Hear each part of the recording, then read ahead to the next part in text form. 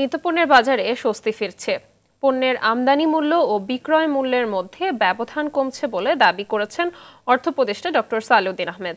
দুপুরে সচিবালয়ে ক্রয় কমিটির সভায় এসব কথা বলেন অর্থ উপদেষ্টা ডক্টর সালেউদ্দিন আহমেদ। জানান 10 লাখ পোশাক শ্রমিককে ভর্তুকি মূল্যে টিসিবির পণ্য দেওয়া হবে। প্রাইস যেটা এখন তো অনেকটা স্বস্তি কিছুটা ফিরেছে।